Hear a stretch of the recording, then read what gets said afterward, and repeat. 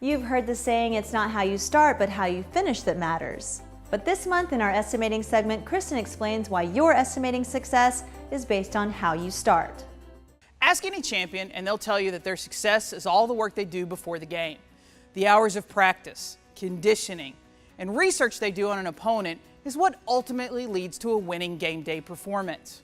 Estimating is no different.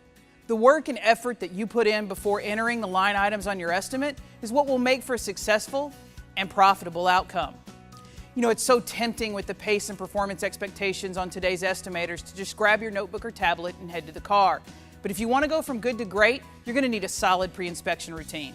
First, review and know the loss report or the facts of the accident. You know, if you went to a doctor complaining of pain in your arm, they would ask you a few questions, like when did it start hurting and what were you doing at the time? Having all the facts around an accident can help you identify the areas your inspection should focus on. Important facts such as moving or parked. Did the car go off-road? Did the car slide after impact? If the customer is present, ask some questions. If they're not, take the time to make a call. I can't tell you how many times I've been called in to sort out a disagreement between a shop and an insurer over what is or isn't accident related, only to have it settled with a 5-minute call to the customer. Second, have ready and review the OEM repair information, tech bulletins, and recalls. I know this sounds simple, but in a survey recently completed by Mike Anderson with Collision Advice, he found that only 16% of repairers accessed OEM information every time. What I hear most often from repairers and insurers on why they don't access OEM information is two-part. Many say they don't know where to start, and others just say the cost is too great. Well, let's be honest. There are many ways to access OEM repair information these days, and it's never been simpler or more affordable. In fact, there are many free resources. Besides taking advantage of some of the estimating add-on programs available, check out the iCar Repairability portal. You'll find a variety of information available, including restraint system matrix, partial panel replacement guides, and videos that'll help you navigate the OEM procedure websites. Also, don't forget to download the OEM technical information matrix that iCar has compiled, and it's free. At a glance, you'll know exactly what information each manufacturer has available and how to access it. But once you have the information, make sure you review it to ensure your estimate is 100% accurate. Can you repair or is replacement required?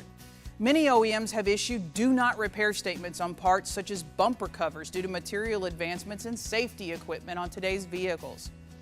My next question when reviewing the OEM procedure is, does my shop have the equipment required for this repair? Are there any special materials such as rivets and adhesives that will be required and should be added to my estimate? Are there any warnings on required operations such as diagnostics that must be performed in this repair? Do I have the necessary equipment to perform those scans, or will a sublet be needed to a dealership? Knowing all of this information will not only help me write a complete and accurate estimate for my customer, but it will also help me plan the repair so as not to add any unnecessary delays and compounding rental expenses to the claim. Third, you need to have all the parts information available to you. I've been working with the data providers for over 20 years, and while each of them work tirelessly to provide the best product, no estimating database is perfect. Many shops keep multiple systems up on their desk going back and forth between them, trying to combine the databases to find all the parts needed for a repair. For me, I like to keep the OEM direct parts information handy so that I can review and see the exact same diagrams the parts department at the dealership is seeing. We've got a great spreadsheet that was supplied by Jake and the team from Collision Diagnostics. It's the perfect go-to resource and is always up on my second screen as we work through the blueprinting and estimating of each vehicle. Again, pay special attention to any non-reusable parts such as bolts, trim pieces, and even sun visors. If you want a copy of this spreadsheet, click a link in the description of this month's CHNN episode and download your own copy. And be sure to thank the team at Collision Diagnostics. The last step is make the time. I remember growing up in the shop and handwriting estimates with my father out of the old crash books. For us, we played a game as the car would drive into the parking lot. That game was Guess the Damage. He would yell out 1,000 and I'd come back with a different amount.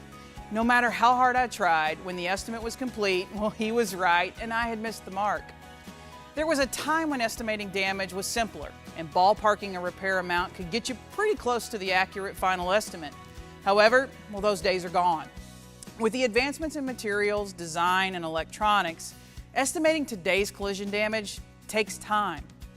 I get it. For shop estimators, you have a lot full of cars, and it seems every insurer wants their estimate in 24 hours. For field adjusters, it's a stack of 30 cars to see today, and you know tomorrow it's only going to bring you 30 more. However, think about the time lost each day completing needless supplements and re-inspections. Turns out that other lesson Dad taught me about doing it right the first time is also true. Our customers deserve our best, not the best we have right now. Slow down, gather all of your tools and information, take your time, think through the repair, not the damage, and write the best sheet on every car. Taking the time needed on each estimate will not only improve your accuracy, but it's also going to improve your profitability. Try implementing these 4 critical steps to your pre-inspection routine, and make sure you join us next month on CHNN for more estimating tips. Thanks. This is CHNN.